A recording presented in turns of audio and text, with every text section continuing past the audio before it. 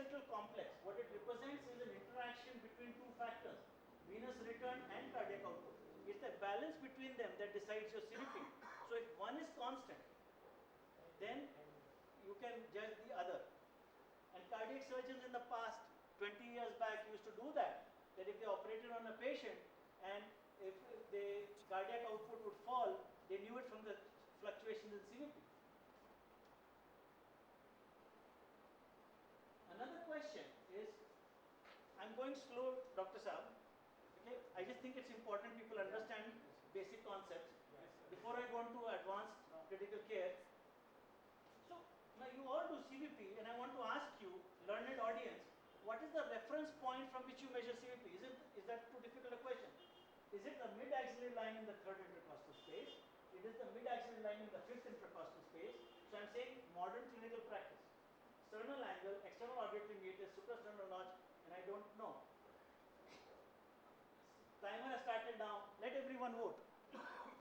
Switch it on if it has switched off.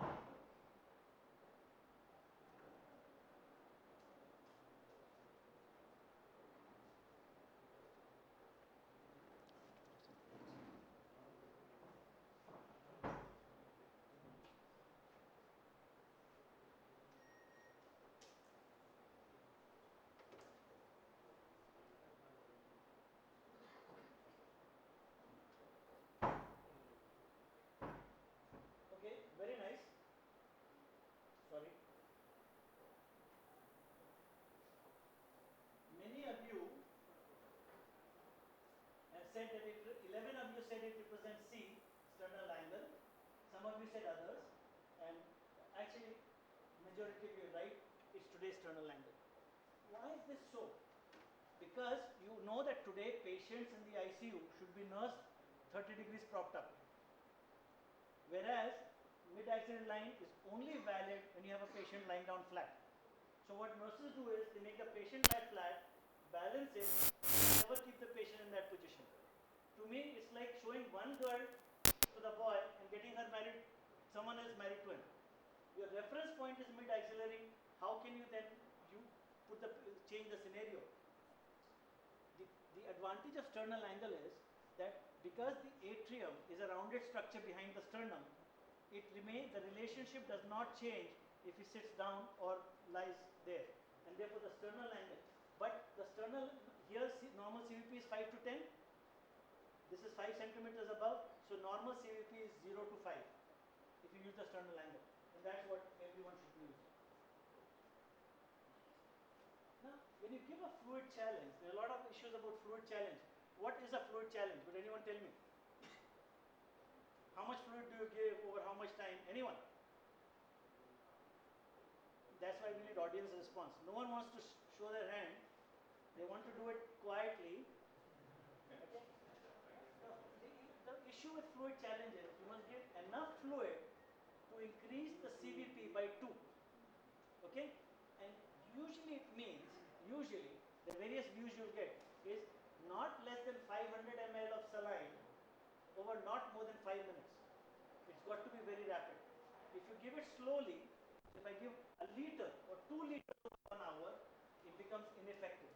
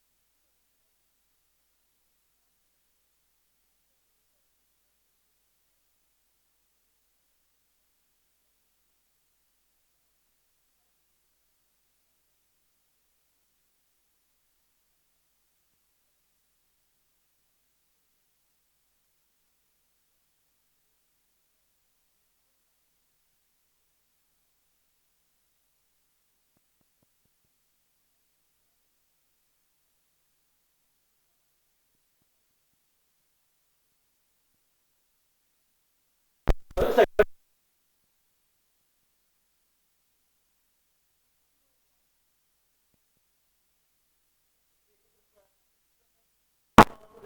ml in the last 1 hour. There are no drains, zero. This becomes 120 ml per hour. And this is what we would write down in our IC. We would say these are.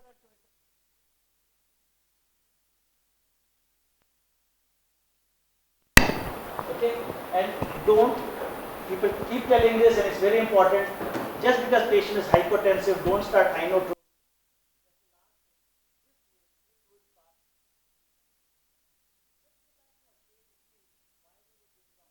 This patient presented with diarrhea, right? And what we saw is urine sodium is low. That just confirms hypovolemia. There is a metabolic acidosis. Bicarbonates are 8. So the first feeling.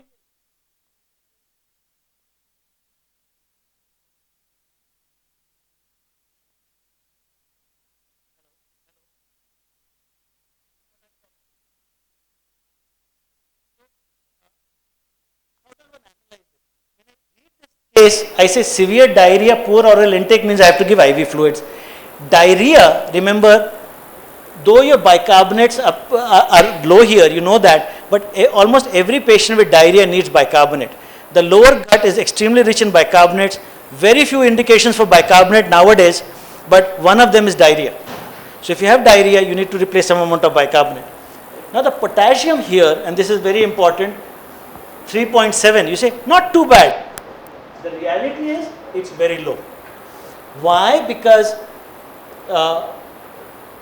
whenever there is metabolic acidosis, okay, potassium comes out of the cell and you get a falsely elevated potassium.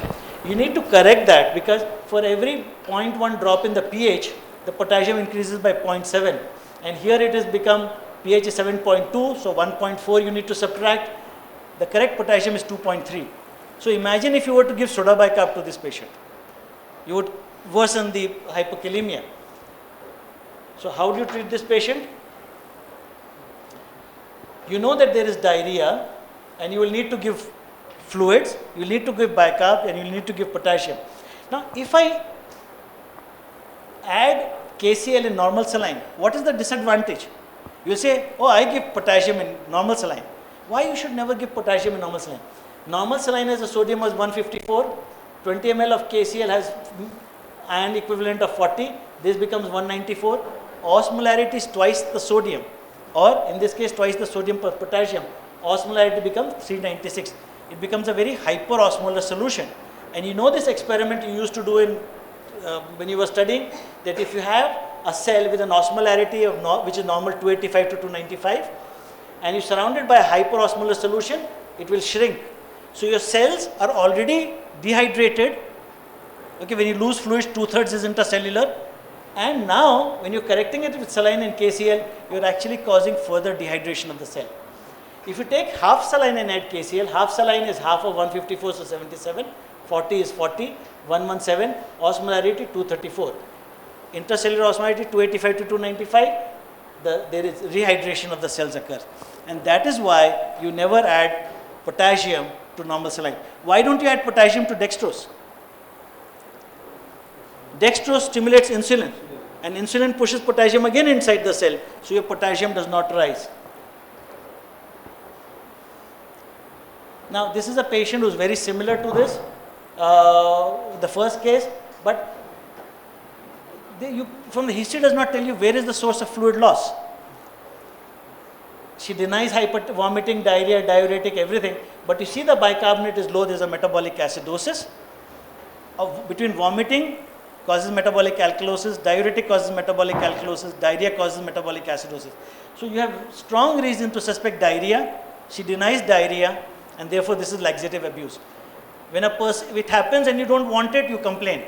When you're taking laxatives, you don't complain. So she will never complain of diarrhea, and this is called surreptitious use of or laxative abuse.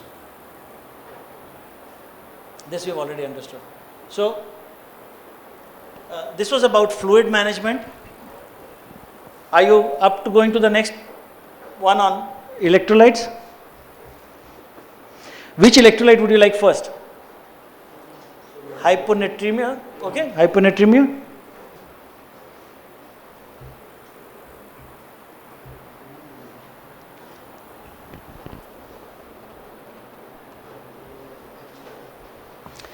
Okay.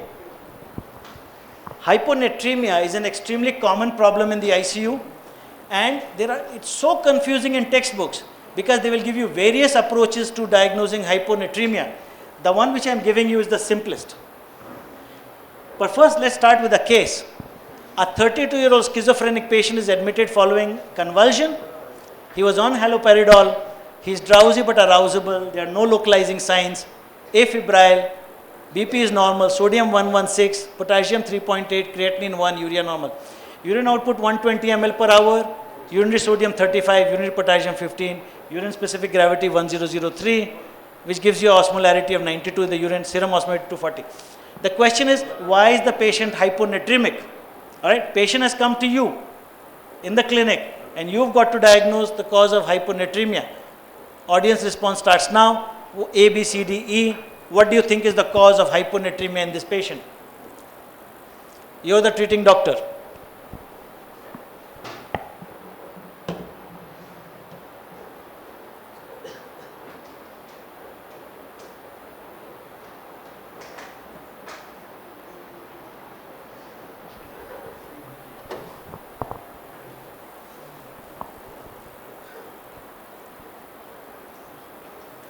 All right. Votes are always interesting because it lets you know what everyone is thinking. Many of you thought B and C. All right. B means excessive water drinking, and C is SIADH due to antipsychotic treatment. I'm happy that many of you are right. So 11 of you are right. It is excessive water drinking.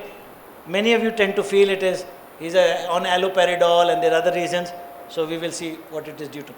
Now, the important question when you're approaching hyponatremia is just answer these three simple questions. Is this real? Is the hyponatremia real? If it is real, how is the body handling water excretion? And then if it's inappropriate water excretion, then is the ADH secretion appropriate or not? If you answer these three questions in every case, you will get an answer to every single case. How do you answer if it is real? Now you know that plasma osmolarity is twice the sodium plus glucose upon 18 plus BUN upon 2.8. The important thing is that plasma osmolarity so much depends on sodium that if the hyponatremia is real, osmolarity must be low, right? So if you look at the osmolarity, normal osmolarity 285 to 295, if it is hypoosmolar, if it is this hypoosmolar, then it is real. If it is isoosmolar or hyperosmolar, it's not real. When will you get a hyperosmolar state? By doing this formula, only if you have diabetes or you've given mannitol or something like this. Isoosmolar is by and large a drip arm sample. That means fluid is given here, especially dextrose, and the nurse collects the blood from here. So along with the blood, some IV fluid has also come into the syringe. So these are easy to diagnose. If it is true, that means the next thing is how is the body handling water excretion. Now, just understand this. Let me try and see if I can block this, so you don't get distracted. What happens if the body cannot sense sodium?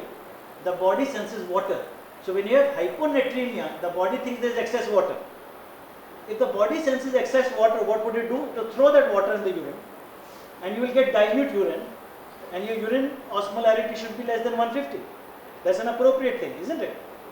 So now, if the osmolarity is less than 150, then the water excretion is appropriate. Alright? How do you get osmolarity? You'll say, in my lab we don't do it, surveyor at Yavatmal we don't do it. Very simple. You have a urine specific gravity meter which costs maybe 100 to 100 rupees. You put the urine into this beaker, dip this instrument inside, and you can read the specific gravity from here. Alright? Now take the last two digits of specific gravity. So if it is 1004, take the last two digits 4, multiply by 35, that gives you urine osmolarity. So in this case it becomes 140. If it is less than 150, then the only explanation is he is drinking a lot of water or something called reset osmostat syndrome. And people tell me, sir, we don't see reset osmostat syndrome in India. Rubbish. We see 5 to 6 cases per week. Why is this so? In fact, America doesn't see it, Europe doesn't see it, Australia. India is rampant with hyponatremia due to reset osmostat. There are three causes of reset osmostat syndrome. Malnutrition, common in India. Tuberculosis, pregnancy, full stop. All the three conditions are common in India. Why will you not have hyponatremia due to these things? Important thing when you diagnose reset osmostat is don't even bother to treat the hyponatremia. It will not get corrected. Remove the cause. So if it is tuberculosis, put an anti-TB treatment. If it is pregnancy, wait for it to be completed successfully or unsuccessfully. Malnutrition, feed the person. Don't correct the sodium. And it's a very common condition in the ICU. Now, if the normal response was that the body should throw out excess water and patient is not having dilute urine, that means the osmolarity is more than 150, some hormone or some chemical in the body has to be preventing diuresis. So this hormone has to be anti-diuresis or anti-diuretic hormone, right? Which means that if you have a patient with hyponatremia and the specific gravity is high, you can say the serum ADH level is high. It is a poor man's way of doing serum ADH. At Chowk Hospital, Lilavati, they will send serum ADH. For you and me, we know that the ADH is high. The question is this ADH being high appropriate in this patient or not? For which you come to the third thing, is the ADH secretion now, which is here too much, appropriate? And the only stimulus really for high ADH secretion would be hypovolemia. If the patient is hypovolemic, ADH had a business to be had, otherwise it had no business to be had. So you look at the volume status. If the patient is hypovolemic, yes, it's appropriate. If the patient is euvolemic, then the secretion of ADH is inappropriate. We call it syndrome of inappropriate ADH secretion. SIADH is nothing but euvolemic state with evidence of high ADH. Okay, so that's how. So how do you judge volume status? We already know CVP is useless. We know urine out, everything is useless. Volume status, urinary sodium, urea creatinine ratio. So all those things we use to judge volume status. Many studies have shown that clinicians are wrong 76% of the time in judging whether patient is hypovolemic or not. And these are, trust me, these are academic intensivists and academic professors. When they say academic, they mean smarter than you and me. They are academic, big bosses.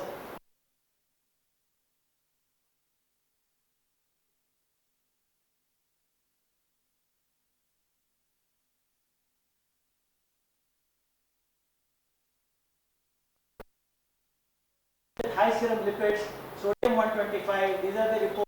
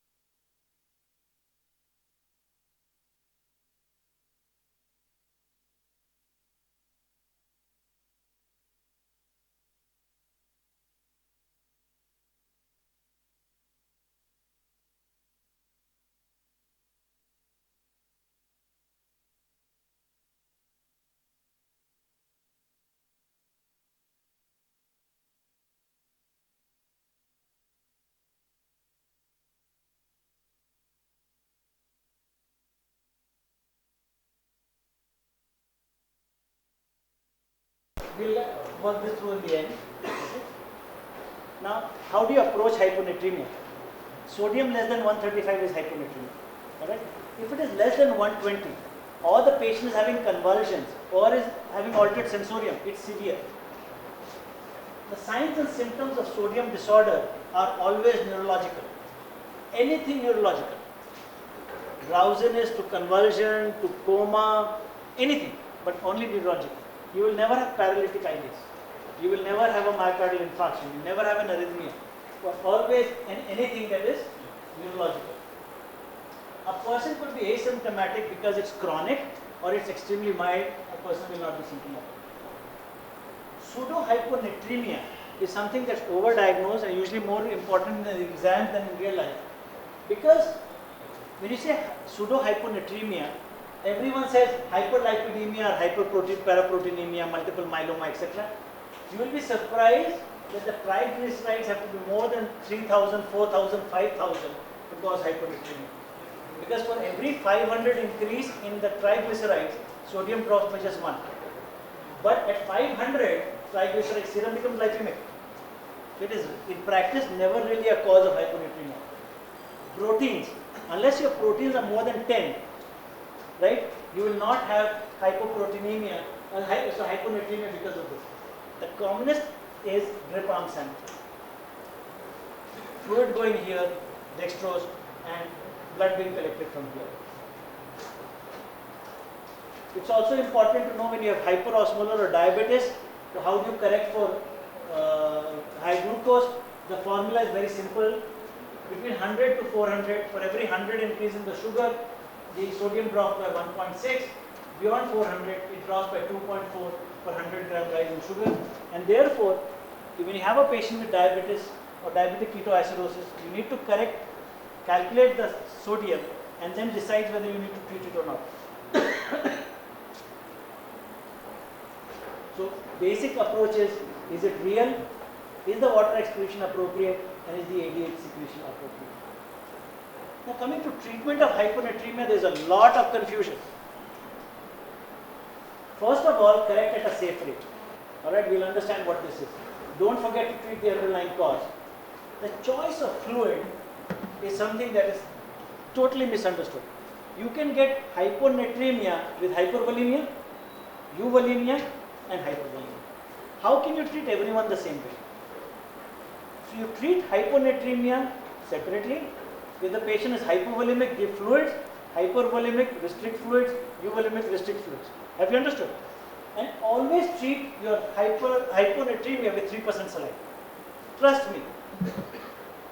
The way to do this is use 3% saline at a rate which is safe. Now,